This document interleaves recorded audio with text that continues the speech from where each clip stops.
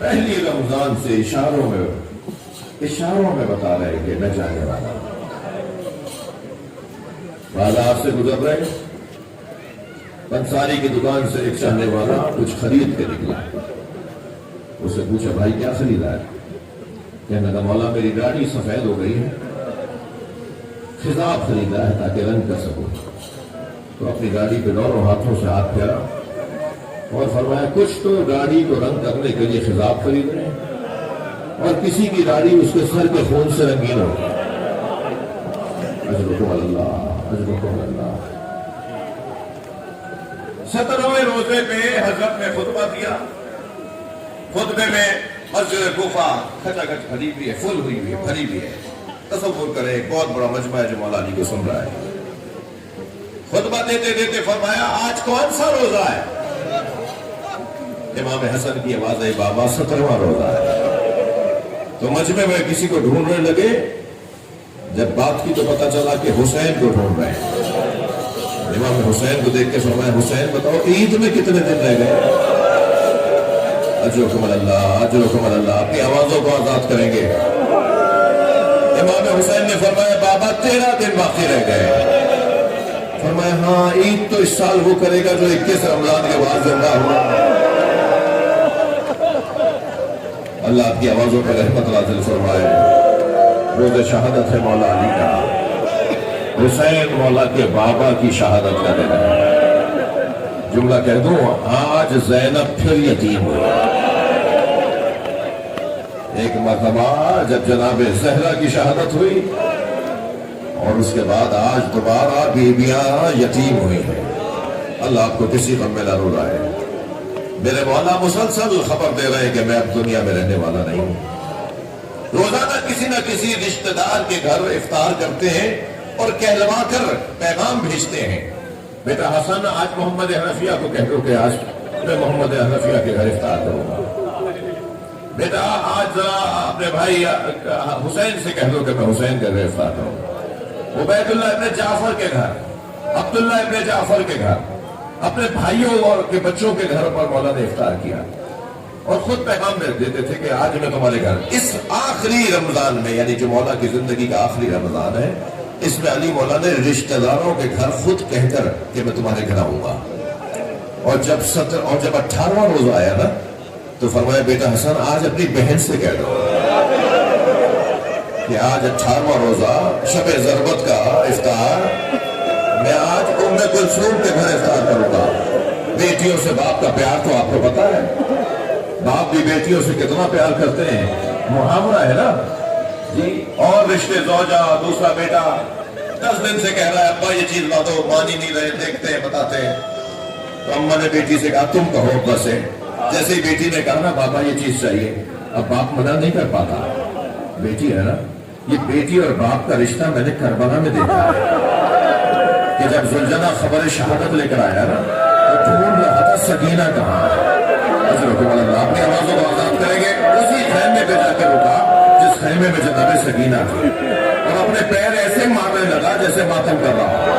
جب جناب سکینہ کو بابا کے گھوڑے کی آہٹ محسوس ہوئی نا تو خیمے سے باہر آئی, خالی گھوڑا دیکھا. اب بیٹی کا باپ سے پیار دیکھیے آپ. ایک مرتبہ گھوڑے کی گردن پہ ہاتھ رکھ کے بس ایک ہی سوال کیا, یا جواد ابھی حل سوتے ابھی ہم کو تیرا افشانہ. اے میرے بابا کے باوفا گھوڑے, مجھے اتنا بتا پانی پلا کر مارا؟ میرا بابا پیسہ بہت تھا. اللہ آپ کو کسی غم میں نہ رلائے. اللہ آپ کو اس کا اجر و ثواب عطا فرمائے. میری آنکھیں زدہ ہو, آنکھوں میں آنسو آ گئے. میرے مولا نے فرمایا بیٹا حسن آج کا افطار میں ام کلثوم کے گھر کروں گا. اب بیٹی نے فوراً کہا بھائی آپ بھی کھڑا ہو گئے. بھائی حسین بابا آ رہے میرے گھر. بھائی محمد حنفیہ عباس دیکھو سب کے افطار کا انتظام تمہیں کرنا ہے. سارے بھائیوں کو بیوی نے گھر بلا لیا. جناب زینب گھر میں بلا لی گئی. مولا کے سامنے افطار رکھا گیا. بی بی فرماتی ہے میں سامنے کھڑی تھی بابا کے سامنے. میں نے افطار میں سوچا یہ کہ نمک سے اور جو کی روٹی سے تو بابا افطار روز کرتے ہیں, آج میں بابا کے سامنے دودھ بھی رکھ دوں.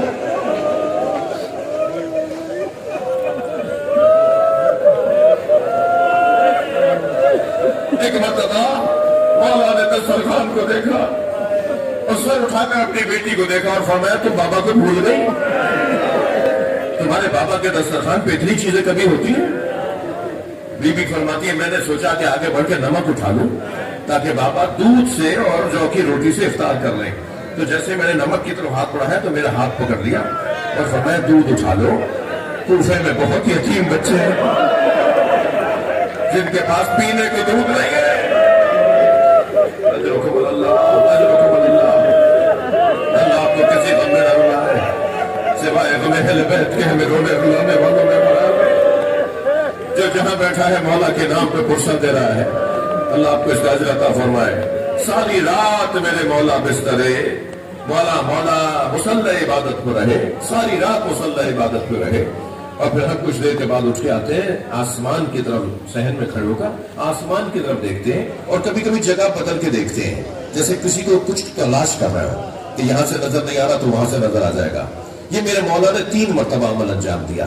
बीबी फरमाती है मैं देख रही थी कि माजरा क्या है कि एक मरतबा बाबा सहन में आए और आसमान पे जिसको ढूंढ रहे थे ना वो उन्हें नजर आ गया।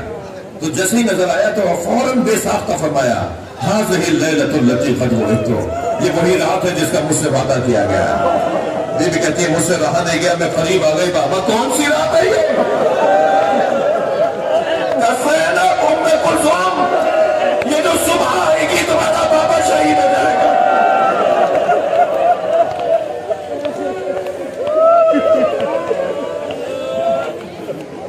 मौला के जुमलों से ये लगता है कि अली मौला चाहते थे कि मैं मेहराब में जब मुझे जरूरत लगे तो ऐसी जरूरत लगे कि मैं दुनिया से चला जाऊं। एक मर्तबा बीबी ने बढ़कर कहा बाबा फिर भाई हसन से कह दीजिए वो नमाज पढ़ा ले। फरमाने लगे जिस सुबह का मैं इंतजार मुद्दतों से कर रहा हूं तुम उसमें मुझे जाने से रोक रही हो। एक मर्तबा मामा सर पे रखा, कमर में पटका बांधा, नालैने पहनी, हुजरे से निकले, सहन से गुजरने लगे। आपके घरों में भी परिंदे पले हुए होंगे। परिंदे रात की तारीकी में कोना लेके बैठ जाते हैं, परिंदे रात की तारीकी में छुप के बैठ जाते हैं।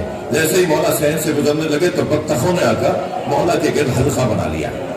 मौला के गिर्द हल्का बना के खड़े हुए, कोई पीछे से खड़ी है, कोई दाएं बाएं, कोई आगे।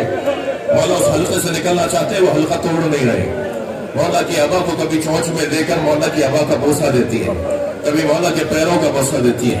मौला जमीन पर बैठ गए, उन पे हाथ फेरने लगे और हाथ फेरते हुए फरमाया उम्मे कुलसूम ये मेरा नौहा पड़ रही है, ये मेरा नौहा पड़ रही है, अगर इन्हें रख सको तो रखना वरना इन्हें आजाद कर देना।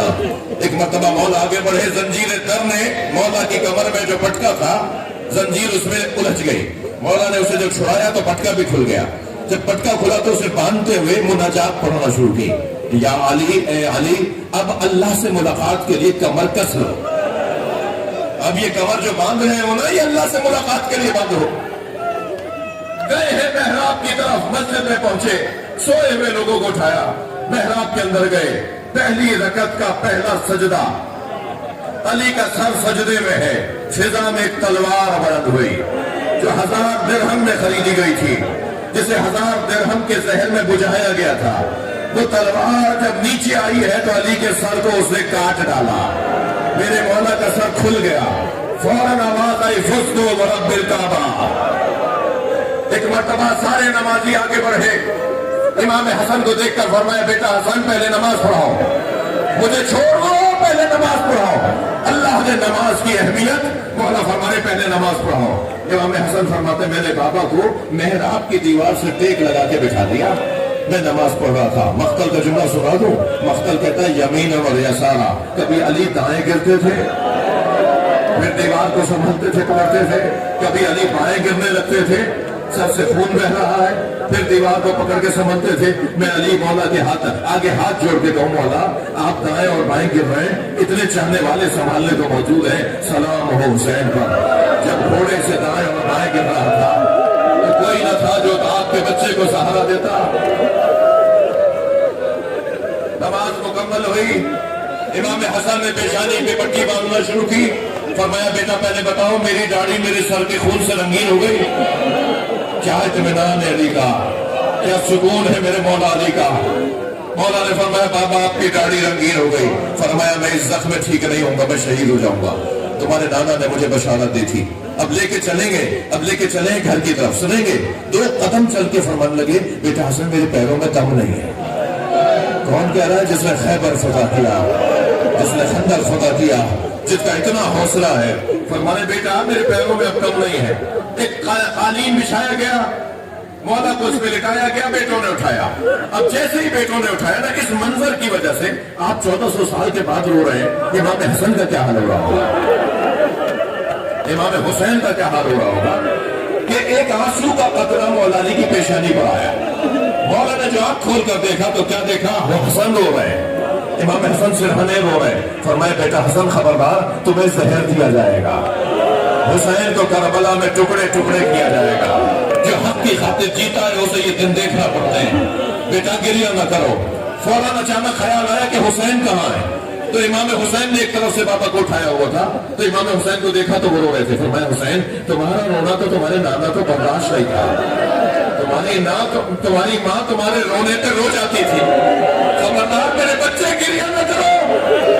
علی سارے رستے بیٹوں سے کہتے رہے حسن گریہ نہ کرو, حسین آنسو صاف کرو. محمد نفیہ خبردار آنکھوں میں آنسو نہ لانا. عباس تمہارا رونا مجھے اچھا نہیں لگتا. سارے رستے اس طرح کے جملے علی کہتے رہے, بیٹوں سے کہتے رہے رو نہیں رو نہیں. جیسے ہی گھر میں داخل ہوئے نا, زینب کو دیکھ کے علی خود رونے لگے. خود علی کی آنکھوں میں آنسو آ گئے. بیٹی کے سر کو سینے سے لگایا. بہت دیر تک زینب سے لپٹ کے روتے رہے. شاید مولا علی کو خیال آتا یہی کوفہ ہوگا, میری اس بچی کو تماچا مارا جائے گا, تازیہ نہ مارا جائے گا. اجرکم اللہ. گریہ ہو گیا, مجلس ہو گئی. ایک منزل اور میرے ساتھ آگے آ جائیے.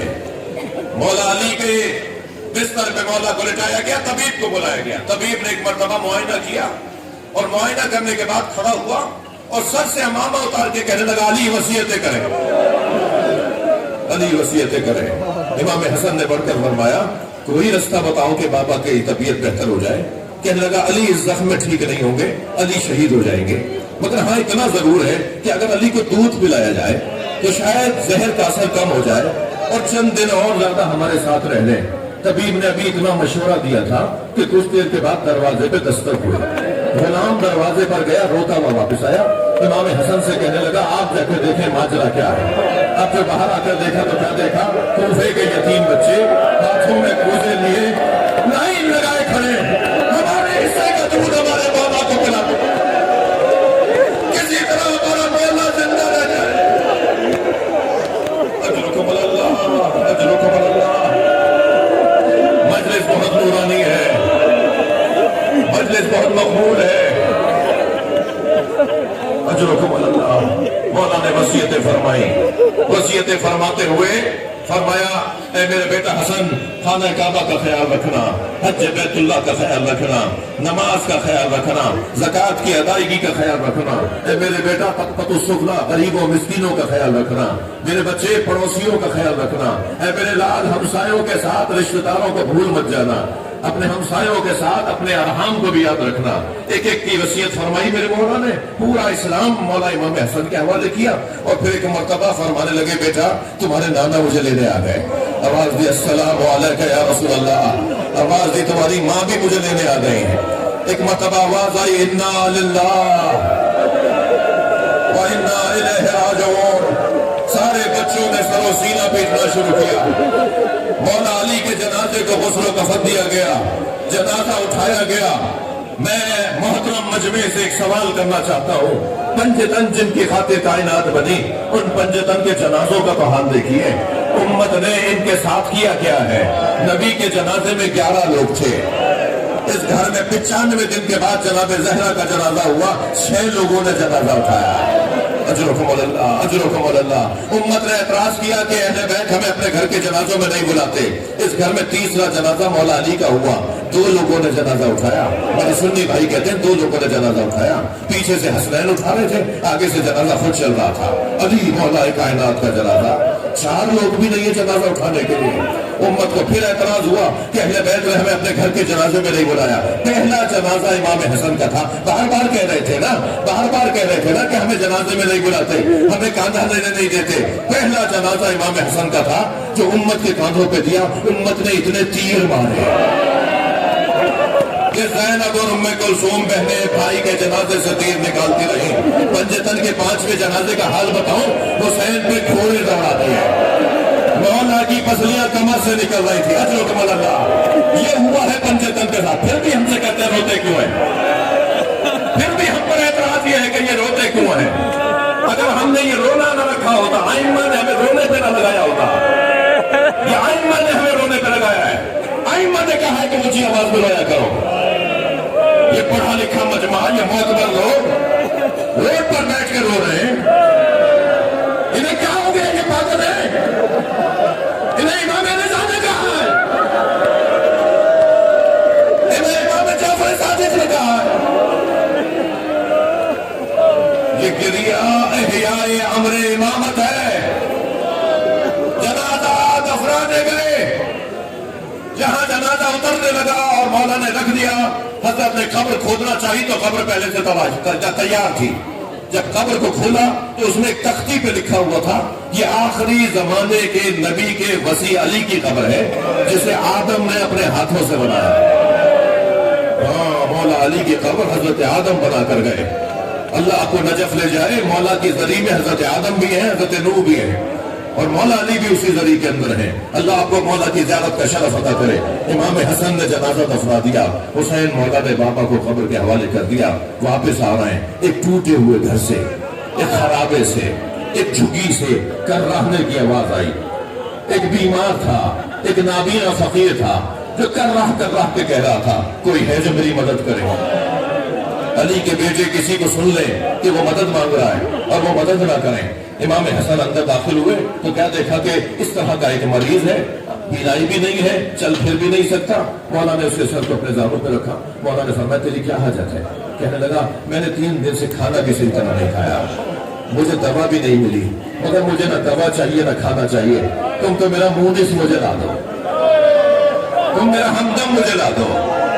एक ऐसा बंदा था जो रोजाना मेरे पास आकर कुछ देर में ही मेरी सारी तकलीफों को दूर कर देता, वो मेरा मददगार मुझे ला दो। इमाम ने फरमाया, उसका नाम क्या है? कहने लगा, मैं तो नाबीना हूं।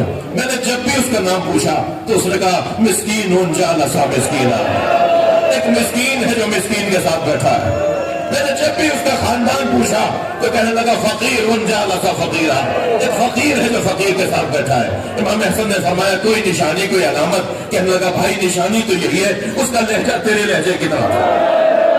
फरमाया, चलो मेरे बाबा की कब्र पे तुम्हें ले जाओ। तेरा मोनिस नहीं, मुसलमानों का मोनिस चला गया। अली मौला दुनिया से चले गए।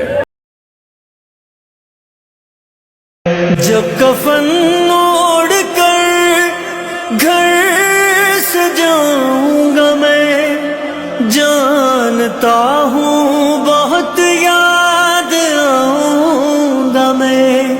मुझको ढूंढोगे हुजरे में जाकर, मगर चाह कर भी तुम्हें मिल ना पाऊंगा मैं। देखो